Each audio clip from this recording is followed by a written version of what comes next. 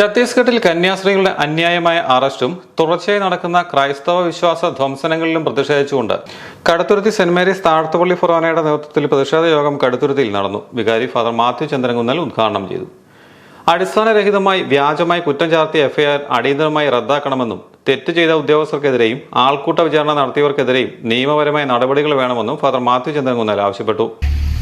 Jail മോചനം ആഹ്ലാദത്തിന് വക നൽകുന്നതല്ല, അത് തെറ്റുതിരുത്തലിന്റെ ആദ്യത്തെ പടി മാത്രമാണ് എന്ന് പറയാൻ ഞാൻ ആഗ്രഹിക്കുകയാണ്.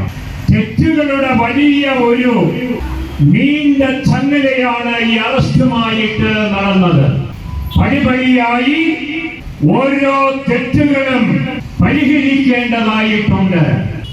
ഇനി ചെയ്യേണ്ടത് യാതൊരു അടിസ്ഥാനവുമില്ലാതെ വ്യാജമായ കുറ്റങ്ങളെ ചാർത്തി തയ്യാറാക്കിയ എഫ്ഐആർ എത്രയും പെട്ടെന്ന് റദ്ദു ചെയ്യുക എന്നുള്ളതാണ്.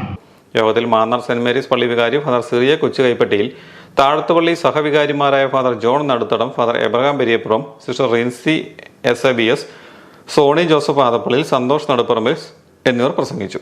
മദർ സുപ്പീരിയർ സിസ്റ്റർ ടിൻസ പ്രമേയം അവതരിപ്പിച്ചു. പ്രതിഷേധ യോഗത്തിന് മുന്നോടിയായി നടന്ന വാമൂടിക്കെട്ടിയുള്ള പ്രതിഷേധ റാലിയിൽ ആയിരക്കണക്കിന് വിശ്വാസികൾ പങ്കെടുത്തു. താഴത്തുപള്ളി അങ്കണത്തിൽ നിന്നും ആരംഭിച്ച പ്രതിഷേധ റാലി മാർക്കറ്റ് ജംഗ്ഷൻ ചുറ്റി സെൻട്രൽ ജംഗ്ഷനിൽ സമാപിച്ചു. Jose James Nilappanakolli, George Joseph Pattathikulangara, Manoj Joseph Puliyirikkunthadam, Thomas Vettuvazhi, Bennichan പുതുക്കുളത്തിൽ, Tommy Nilappana, PC Joseph Panthirupara തുടങ്ങിയവർ നേതൃത്വം നൽകി.